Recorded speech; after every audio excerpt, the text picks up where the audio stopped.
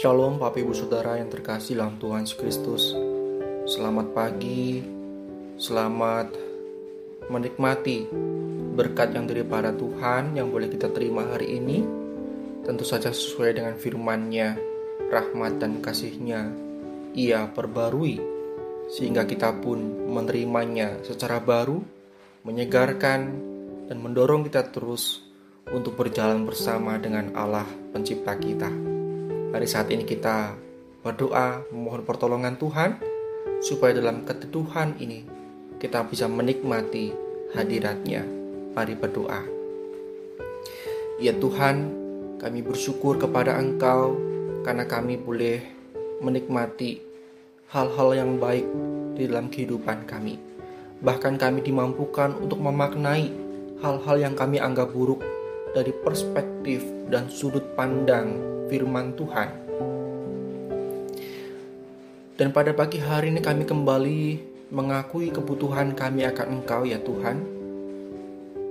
Biarlah firman yang hari-hari kami baca, yang kami renungkan, dan yang kami coba mengerti ya Tuhan, tidak sebatas memenuhi pikiran kami, namun sungguh boleh menjadi bagian kehidupan praktek yang praktis di dalam jalan ketaatan kami kepada Engkau. Terima kasih Tuhan, kami sambut firman-Mu. Demi Kristus kami berdoa. Amin. Bapak Ibu Saudara yang terkasih, pada pagi hari ini saya rindu membacakan firman Tuhan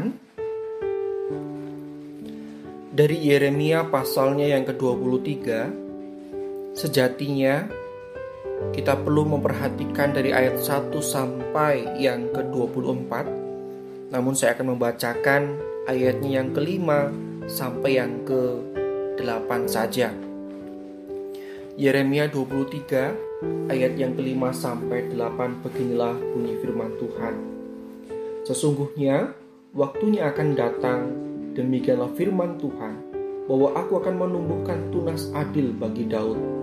Ia akan memerintah sebagai raja yang bijaksana dan akan melakukan keadilan dan kebenaran di negeri. Dalam zamannya, Yehuda akan dibebaskan dan Israel akan hidup dengan tentram, dan inilah namanya yang diberikan orang kepadanya, Tuhan keadilan kita.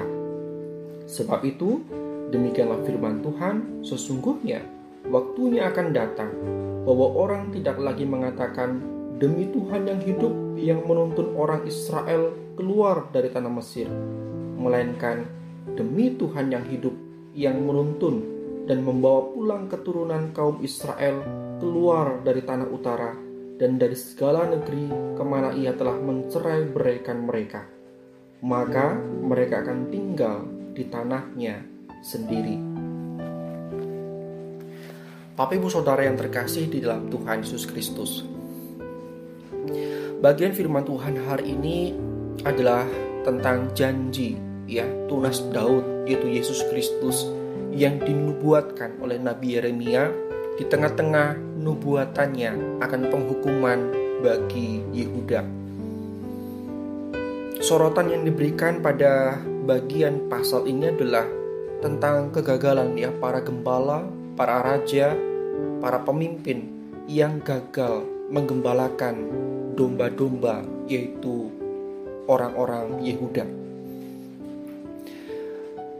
Di tengah-tengah carut-marutnya dan ancaman penghukuman akan pembuangan ya yang akan Allah berlakukan bagi Yehuda yang tidak kunjung bertobat itu, Tuhan menjanjikan hadirnya tunas Daud, yaitu Yesus Kristus yang akan lahir sebagai keturunan Raja Daud. Ada satu hal yang menarik Bapak Saudara, bahwa bagian ini dikatakan sebagai satu pembandingan. Satu, bahwa ketika nanti bangsa Yehuda akan diserahkan Tuhan, akan dihukum Tuhan dalam pembuangan, lalu kemudian mereka akan dilepaskan ya, akan dikumpulkan kembali pada tanah perjanjian itu. Itu adalah peristiwa keluaran yang kedua. Dan tentu saja kita semua sudah memahami dan perlu mengingat kembali tentang peristiwa keluaran yang pertama. Apa bedanya antara keluaran yang pertama dengan keluaran yang kedua ini, Bapak Ibu Saudara? Peristiwa ini, Bapak Ibu Saudara, kita bisa melihat dan mengingat bahwa di dalam peristiwa keluaran yang pertama, kita di sana menemukan bahwa bangsa Israel dikeluarkan dari Mesir bukan dari akibat dosa para pemimpin mereka, melainkan dosa dan kefasikan, kekafiran dari Firaun baru yang tidak sama ya, seperti yang hidup di zamannya Yakub dan Yusuf. Jadi Firaun setelah ya Israel meninggal, Bapak Ibu Saudara, itu adalah Firaun yang ganas, yang kejam, sehingga menindas umat Israel yang jumlahnya semakin banyak. Lalu dibebaskanlah bangsa Israel dari tanah Mesir. Dan pada waktu itu berlakulah Musa ya sebagai pemimpin yang Tuhan pakai untuk memimpin bangsa Israel keluar dari Mesir. Berkat itu adalah berkat yang luar biasa, karena mereka keluar dari tanah Mesir menuju ke tanah perjanjian, Bapak Ibu Saudara, yaitu di tanah Kanaan. Lalu kalau keluaran yang kedua,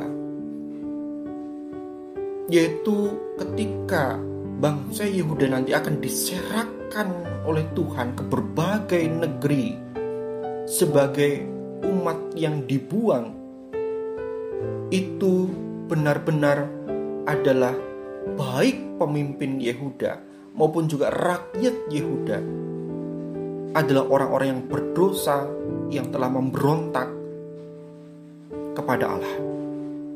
Jadi mereka dibuang ini, terjajah di negeri asing ini, terkungkung ya dalam kekuasaan asing ini karena akibat dosa mereka.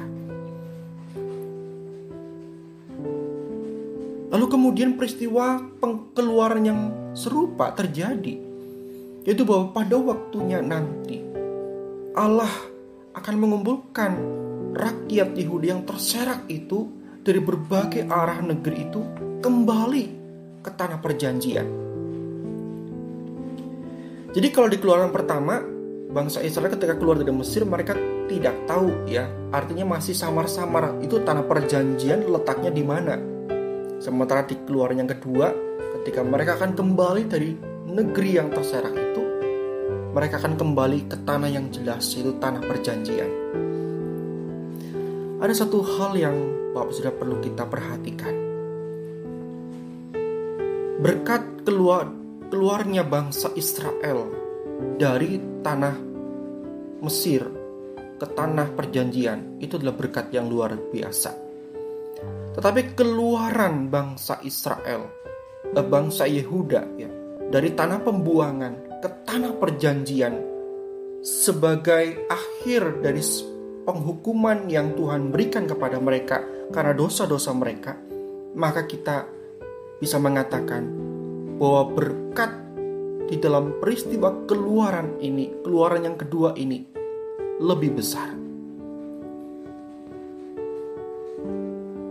Bapak Ibu yang terkasih dalam Tuhan Yesus Kristus,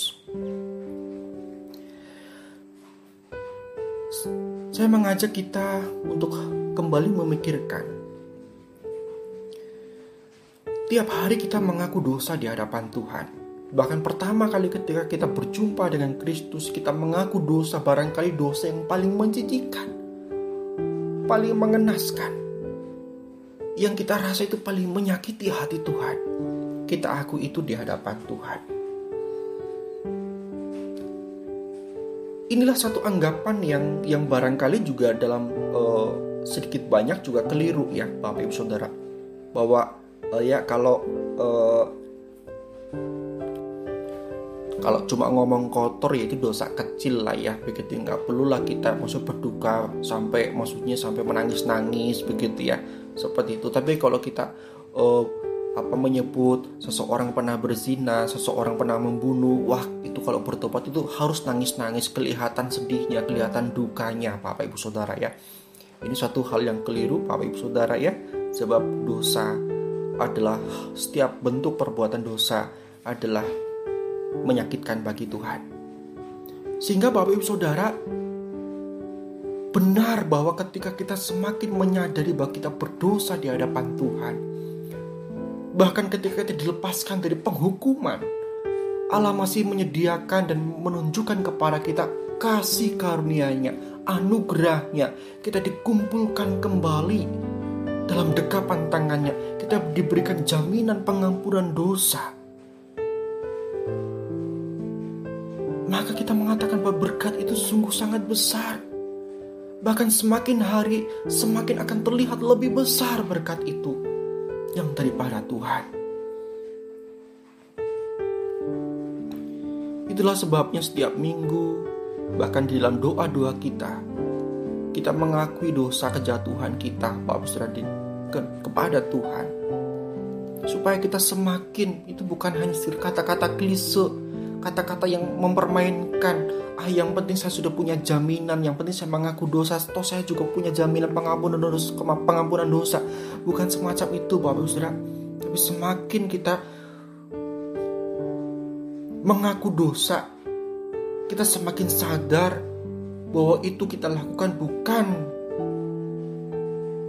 karena lebih banyak kita melakukannya dengan sengaja, tapi semakin membuat kita bersyukur, menyadari akan berkat Tuhan yang lebih besar lagi, pengampunan yang lebih nyata lagi, lebih besar lagi bagi kita. Pengampunan Tuhan lebih nyata lagi di depan mata kita. Kita melihatnya, kita mengertinya, kita menghayatinya, dan kita mensyukurinya. Sampai kita betul-betul menghayati yang namanya hidup dikuduskan oleh Roh Kudus.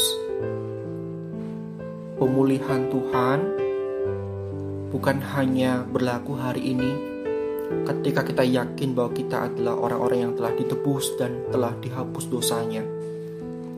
Namun pemulihan itu bersifat yang akan datang progresif sampai pada keselamatan yang sempurna ketika kita berjumpa dengan Kristus muka dengan muka, hidup di dalam kekekalan. Kita bersyukur karena sekali lagi kita boleh melihat dan mendengar akan janji Sang Tunas Daud, yaitu Yesus Kristus, yang telah memberikan berkat besar bagi saya dan Bapak Ibu Saudara. Kiranya ini menghibur kita hari ini Bapak Ibu Saudara, dan mendorong kita untuk semakin taat, untuk semakin bersyukur, dan juga semakin mengakui akan kelemahan kita, kebergantungan kita kepada Tuhan. Dan mendorong kita juga untuk hidup sebagai orang-orang yang menghargai akan Tuhan yang memberikan berkat kepada kita. Untuk setiap masalah dan pergumulan yang sedang kita alami hari ini, yang ngawang-ngawangan di dalam pikiran kita, percayalah Pak Saudara, kita akan menemukan kelepasan yang daripada Tuhan. Kita akan mendapatkan pertolongan, uluran tangan dari Sang Yang Maha Pengasih. Mari berdoa. Mohon belas kasih-Mu, kiranya hari ini kami sungguh dituntun. Firman Tuhan ini menuntun kami, memberikan gambaran dan keyakinan bahwa dalam masalah dosa, bahkan ketika kami jatuh lagi dalam dosa, Tuhan menyambut kami dengan anugerah kasih karunia. Maka untuk pergumulan-pergumulan kami, sakit kami, kecemasan kami, kekhawatiran kami, kesulitan kami, tantangan yang kami hadapi dalam berbagai konteks kehidupan kami, yang akan kami hadapi saat ini ataupun menit-menitnya akan datang, kami percaya ada Allah yang berjalan bersama dengan kami dan memberikan kelepasan, kelegaan, dan penghiburan. Demi Kristus kami berdoa. Amin. Tuhan memberkati Bapak Ibu Saudara semua.